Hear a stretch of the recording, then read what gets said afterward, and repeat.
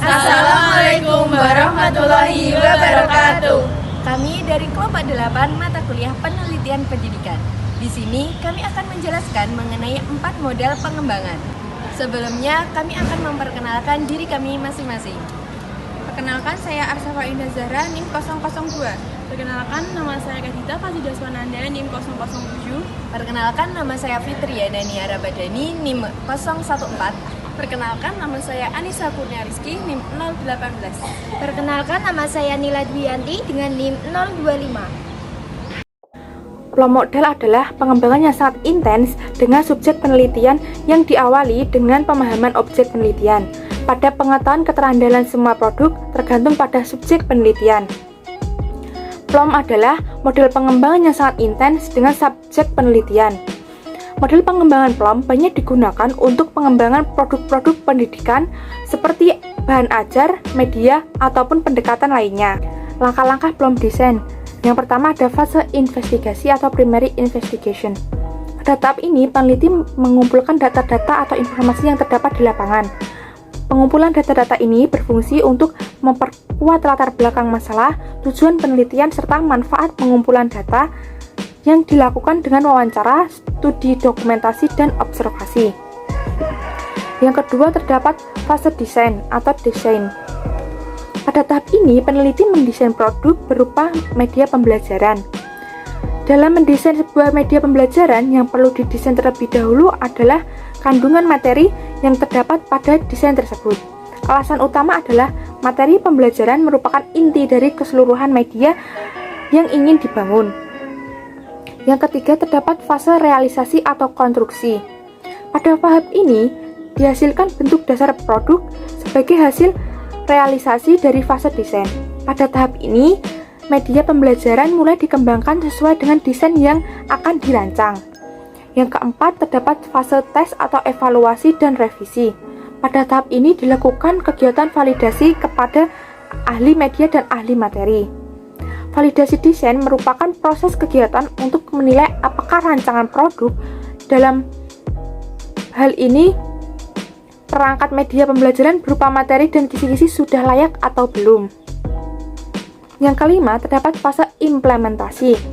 Pada tahap ini penguji terhadap produk berhasil dan mungkin ada revisi lagi.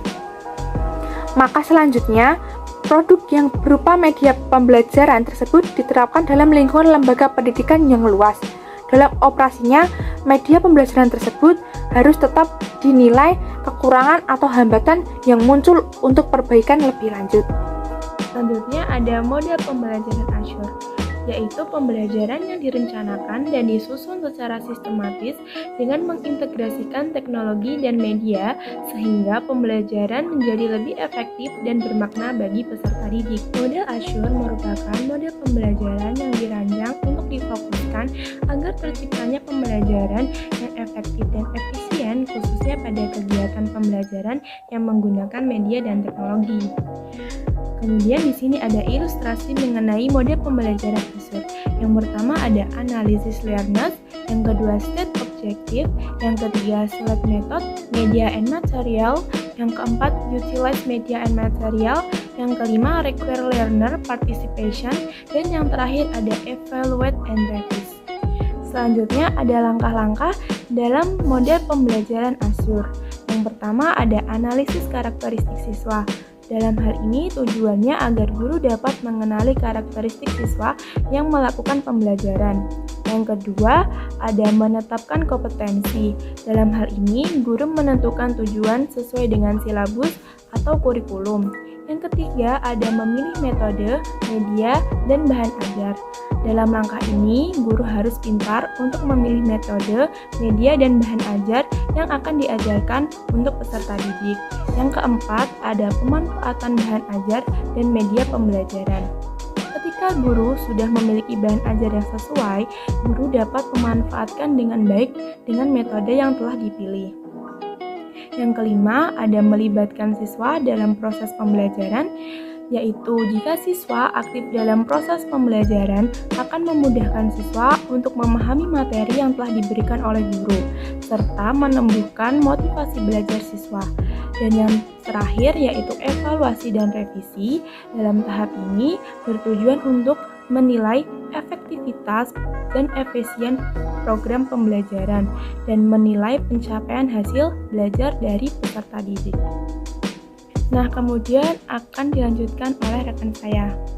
Selanjutnya ada model pembelajaran DBR atau Developing a Community Based Rehabilitation.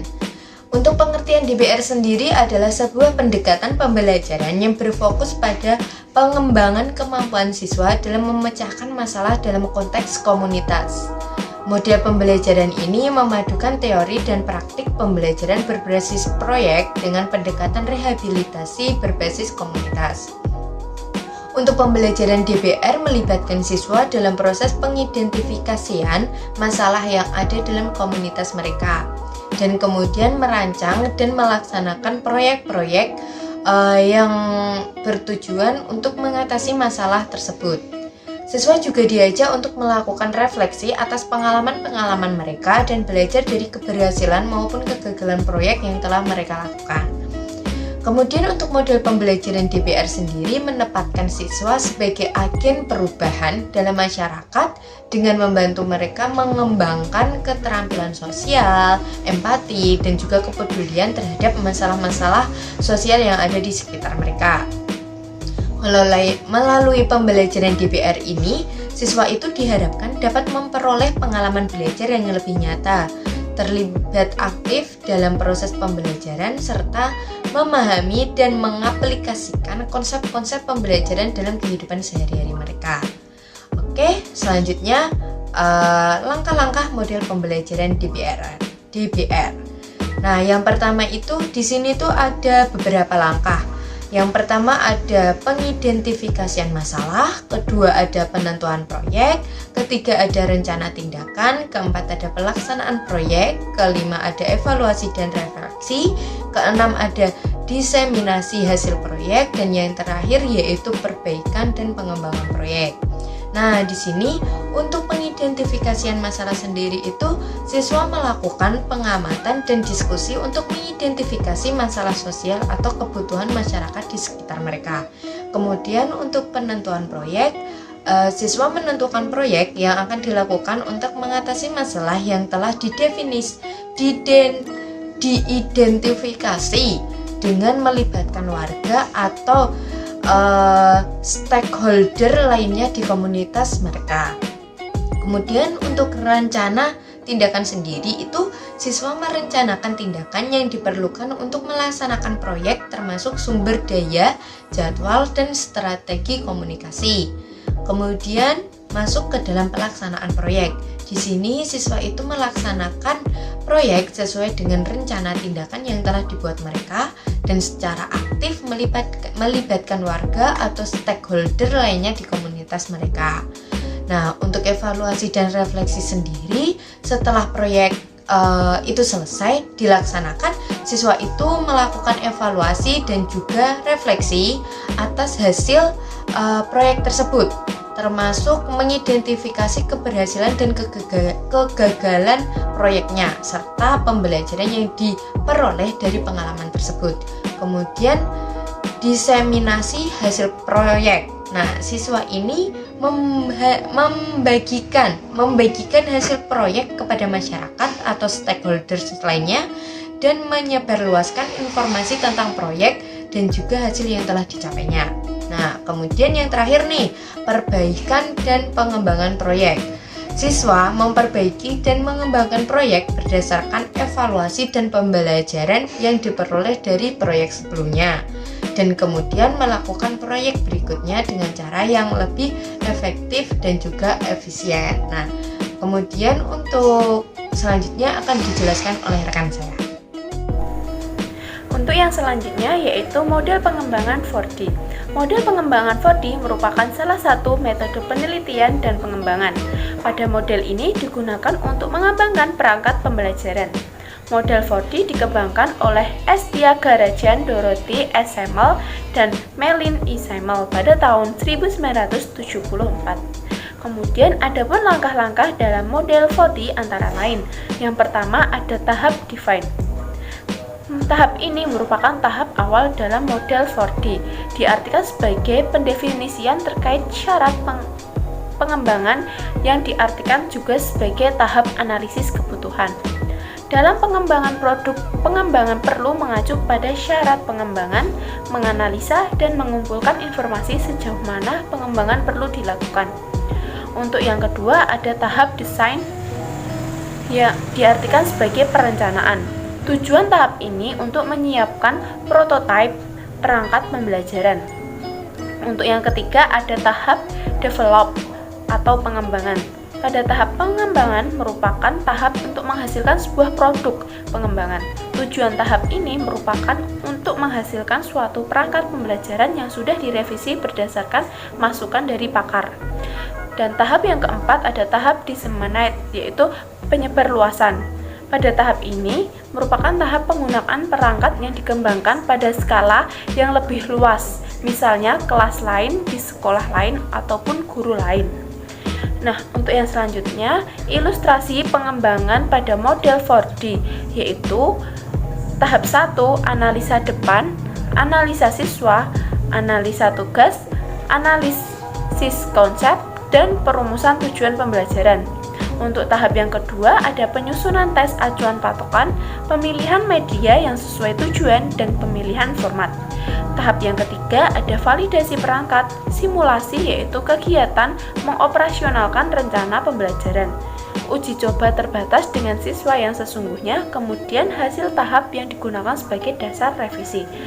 Yang terakhir yaitu tahap keempat merupakan tujuannya untuk menguji efektivitas penggunaan perangkat di dalam kegiatan belajar mengajar. Selanjutnya adalah perbedaan yang paling menonjol di antara keempat model tersebut. Model pertama yaitu ada model Plum, terus model Azure, DBR, and 4D. Keempat model tersebut adalah 4 model atau pendekatan yang berbeda dalam merancang dan mengembangkan program pembelajaran atau pelatihan. Meskipun keempat model ini memiliki kesamaan dalam memperhatikan tujuan, evaluasi, dan efektivitas program, namun terdapat beberapa perbedaan yang menonjol di antara mereka. Di antaranya adalah Plum model lebih fokus pada desain pembelajaran, sementara DBR lebih fokus pada pengambilan keputusan berdasarkan data informasi yang tersedia. Plum model berfokus pada tahap perencanaan, desain, dan pembangunan materi pembelajaran yang melibatkan identifikasi tujuan pembelajaran, metode pengajaran, dan media pembelajaran. Sementara itu, DBR fokus pada pengambilan keputusan berdasarkan data dan informasi untuk meningkatkan kualitas pembelajaran. Terus model yang Azure lebih fokus pada penggunaan teknologi dalam pembelajaran, sementara 4D lebih fokus pada merancang program pelatihan. Azure merupakan model yang dirancang khusus untuk merancang dan mengembangkan program pembelajaran dengan menggunakan teknologi seperti video, audio, dan komputer. Sementara itu, model 4D lebih fokus pada merancang dengan mengembangkan program pelatihan untuk sumber daya manusia secara keseluruhan. Yang ketiga adalah DBR dan 4D memperhatikan tahapan evaluasi dan umpan balik yang lebih terperinci daripada Plum model dan Azure. DBR dan 4D ini lebih menekankan pentingnya evaluasi dan umpan balik dalam merancang program pelatihan yang efektif dan efisien. Evaluasi ini melibatkan pengumpulan data dan informasi untuk mengevaluasi keberhasilan program pelatihan dan mengidentifikasi program pelatihan untuk masalah yang perlu diperbaiki. Nah, secara keseluruhan keempat model ini memiliki pendekatan dan fokus yang berbeda-beda dalam merancang dan mengembangkan program pembelajaran atau pelatihan. Pilihan model yang tepat tergantung pada tujuan dan kebutuhan pembelajaran atau pelatihan yang spesifik. Demikian penjelasan dari kelompok kami. Semoga bermanfaat bagi teman-teman. Wassalamualaikum warahmatullahi wabarakatuh.